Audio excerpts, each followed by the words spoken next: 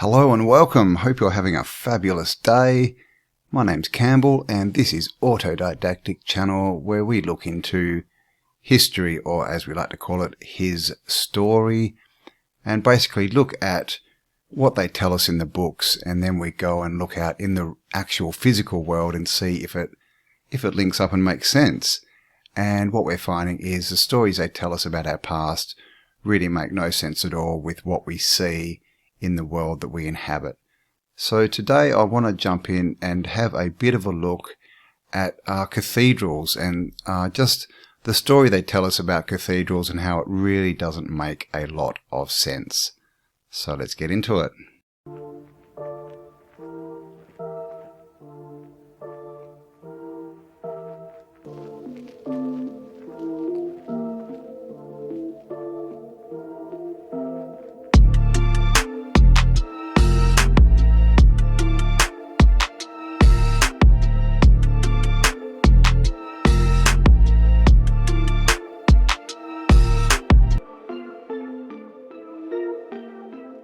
And this site is called Religiana and the Splendour of Religious Ruins.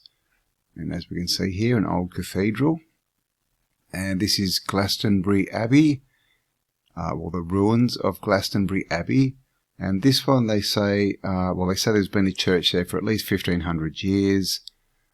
Since medieval times, it has held legendary status as the earliest Christian foundation in Britain, linked to Joseph of Arimathea and the burial place of King Arthur. Okay, now what I want you to look at is just the construction, what these are made of and what they look like, the architecture. Here's another one, Eldena's Monastery in Germany, clearly red brick, and we have the huge front here of an old cathedral, and you can see it going back, but not that much left of it.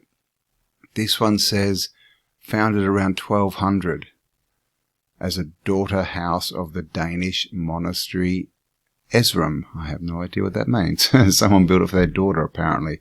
Why, as a house? Come on. Sardis, and I'm going to have a look at Sardis as well in a bit more detail. The Sardis Synagogue, again, look at the architectural features, columns, these porticos, all the usual sort of suspects. This is Jumeges Abbey in France.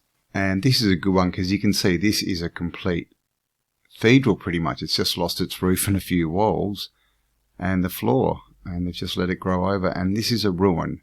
So again, founded 652. Okay, so they're saying this one, in their dating, is 1500 years old. And of course, the story is always there was something built there, then they built something on top of that, they built something on top, blah, blah, blah.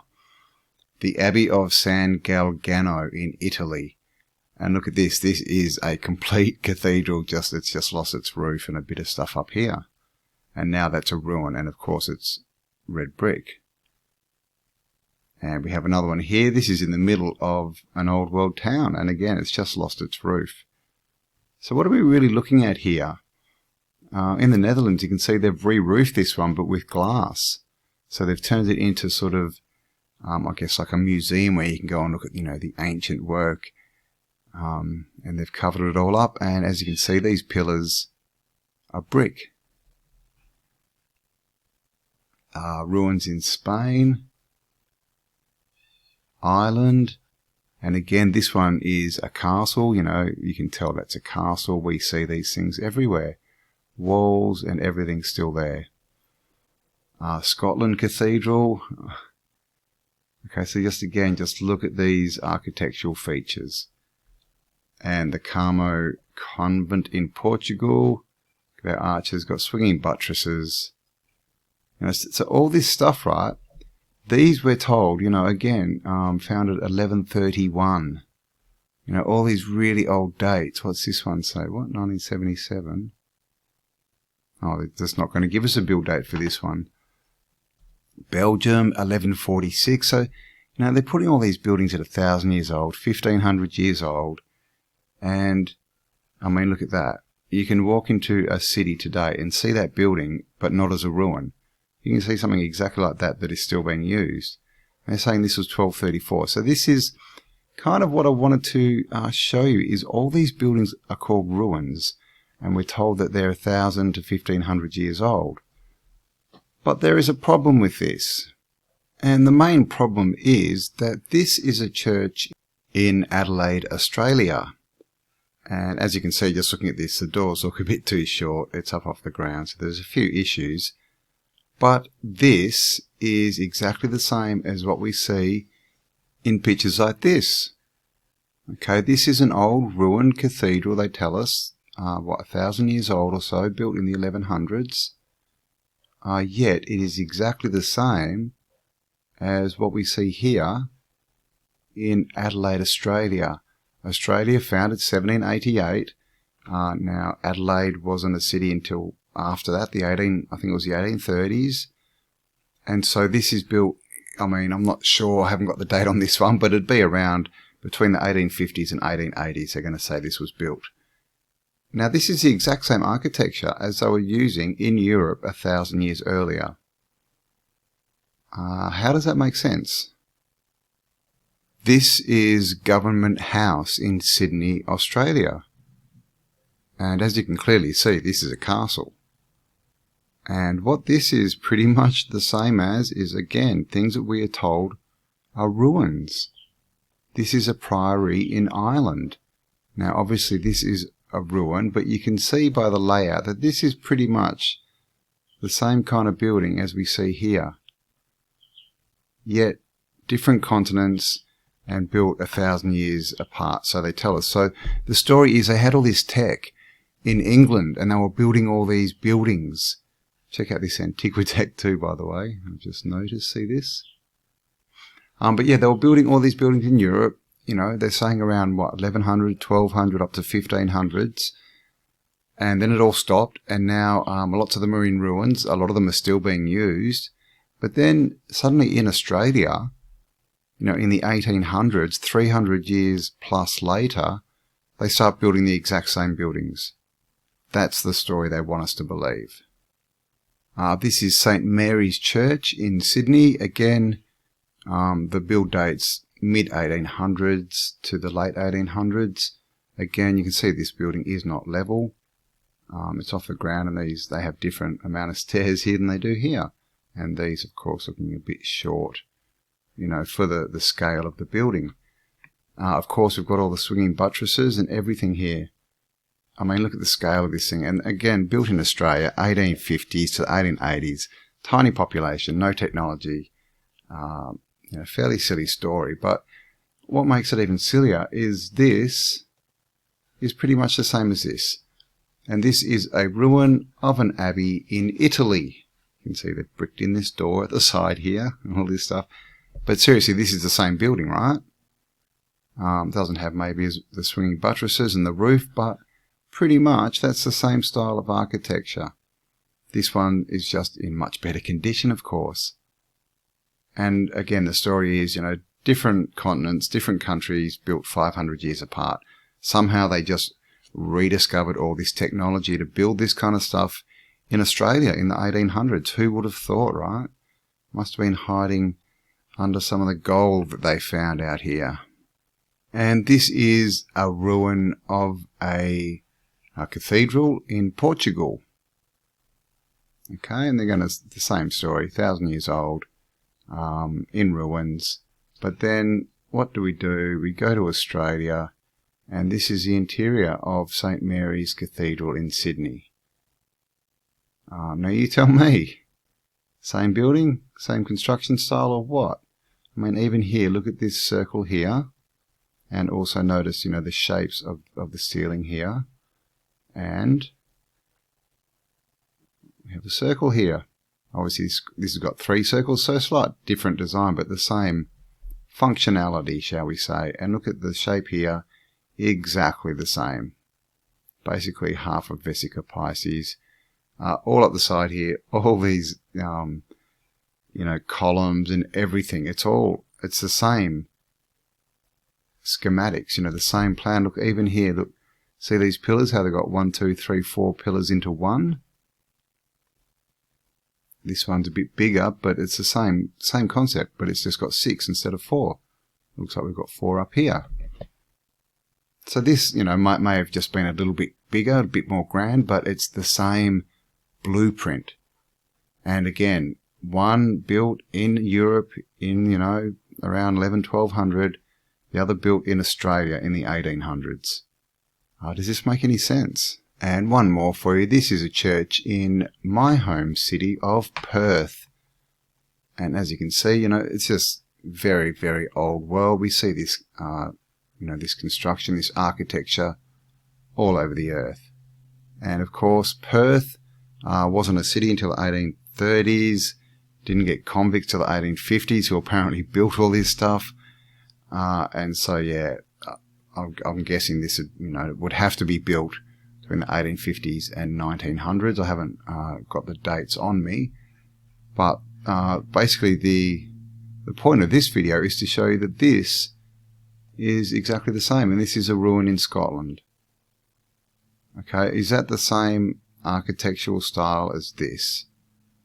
I mean, again, the shapes of the doors, the windows, the pillars, the triangles, the whole thing, right? Shapes here, the triangles, the doors, these bits on the outside, these sort of pillar type things. It's the same architecture. And look at this stained glass window here. Can you see that? Here? That is exactly the same as what we just saw in this one. St. Mary's. Look at that. Exactly the same. Okay, different continents 1,000 years apart, but someone was thinking the exact same thing and building in the exact same styles, exact same architecture. So this is the thing, guys. They want to tell us that these are just random buildings built for, the worship of God, for religions, all this kind of stuff. And I've just been showing Australia, but of course you can find this stuff in the USA, South America, Canada, all of the new, so-called newer countries that, were rediscovered in the age of rediscovery. They all have the same architecture, exactly the same as we find in Europe.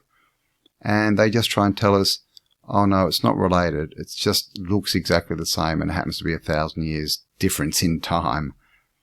But exact same stuff all over the earth. And then we get this story. Europe was once obsessed with fake, dilapidated buildings. Decadence, awe, and jealousy inspired a strange 18th century architectural trend. And I have gone over this before, but just in case you haven't heard it, or just to bring it back out into the light, what it's saying is that this, it's called the Jealous Wall. They're saying that this was built like this, that someone's paid a lot of money to get this built to look like a ruin on their property because it happened to be trendy in the 18th century, the 1700s. This says, Belvedere House Gardens and Park in Westmeath, Ireland, a dramatic sight rises through the trees, an enormous shattered abbey. Staircase of broken stones climbing into the sky. Visitors often wonder what imposing building once stood here, but the whole thing is a deception. The ruin, which is called the Jealous Wall, was constructed in this dilapidated state in the 18th century by Robert Rochford. Rock the Fort, right? He's building ruined forts and he's Rockfort.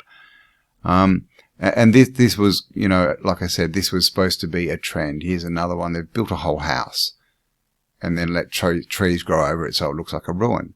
Now, I'm willing to say that might actually be a ruin that someone's just found, and they've said, "Oh, look what we built." I mean, because look at this, Scotney Castle. Okay, a great deal of eccentricity was expressed through the trend for ruin follies, but it wasn't only the madness of paranoid earls and fashionable landowners that was encoded in them. Sham ruins also used by radicals and revolutionaries to communicate their fast-moving changes that were sweeping the world. As Rose Macaulay argues in her book, politics, passion and religion have played their parts in ruined buildings. In the late 18th century, the radical Whig Duke of Norfolk, was a supporter of the American Revolution. In his estate in Greystoke, in Cumbria, he threw up 2 anti-British ruins to support the collapse of British imperial interests in North America.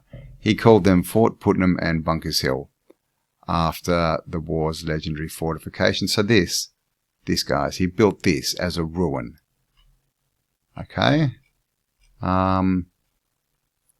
What is this? The French made the most outrageous statement of all in the Desert de Retz, a series of ornamental gardens built in the late 1700s, stands a 6-story tower designed to look like a ruined classical column of a gigantic temple.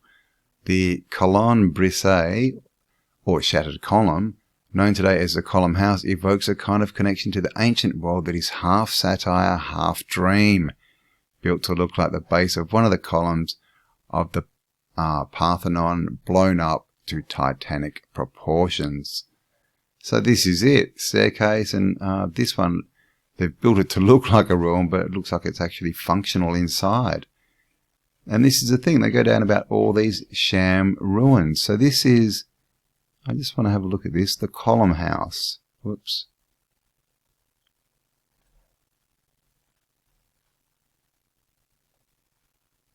The Column House, let's go France.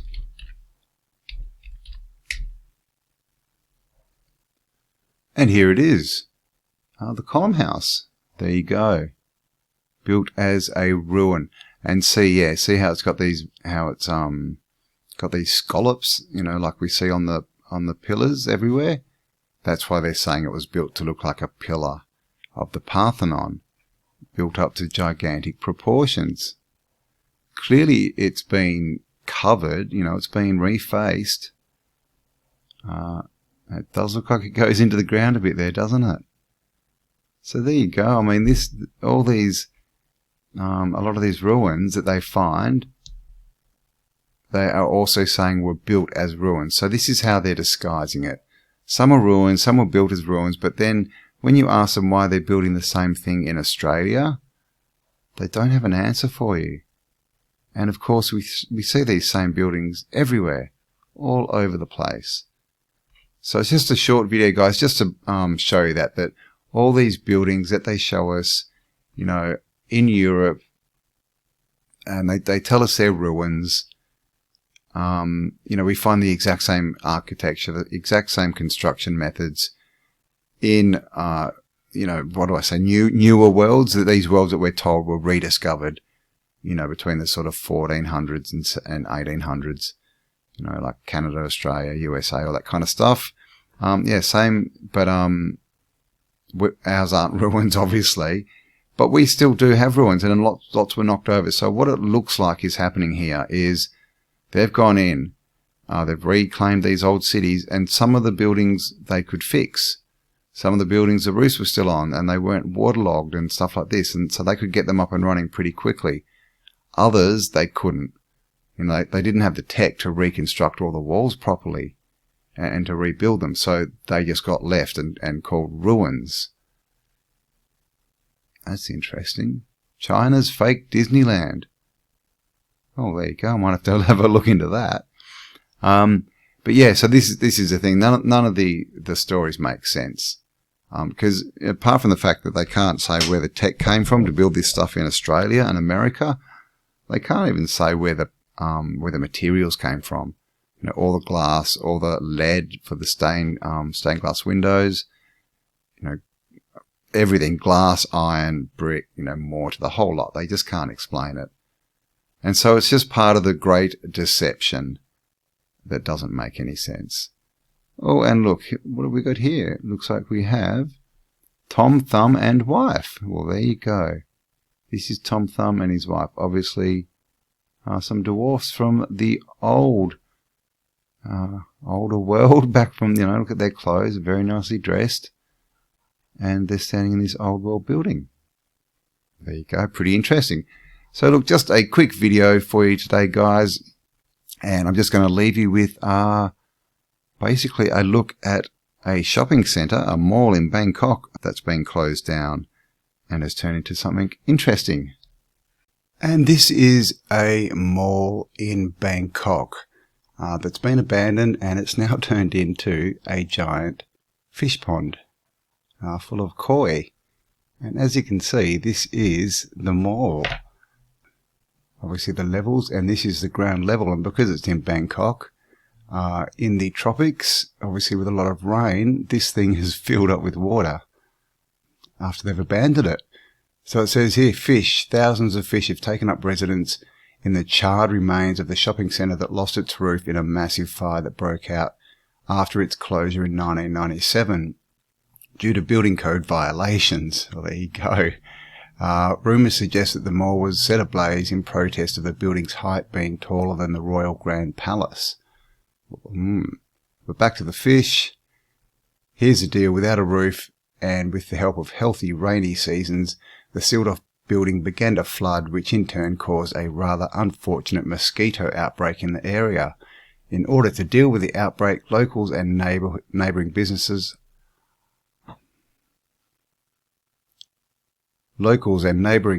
owners took it upon themselves to introduce freshwater fish into the flooded mall to eat the pesky insects. So this is the mall. Obviously it's been burnt, got shut down. They've chucked all these fish in, and this is just huge. This is one massive fish pond now. And now what's happened is it's burnt out, and everyone started making shops on the outside of it. So pretty bizarre. And I mean, it's interesting, isn't it? All these abandoned places and abandoned buildings. And I mean, how do they even go about getting this approved to build it? And then it gets done for building code violations. It's just, and the whole thing gets shut down and written off. I mean, just such a waste of resources. So there you go, guys. Questions about cathedrals, the construction, who built them, and all this sort of fakery of the story that they try and sell us. So I hope you enjoyed that one. Thanks for spending some time with me. Stay awesome, guys, because you are. And I'll talk to you all on the next upload. Bye for now.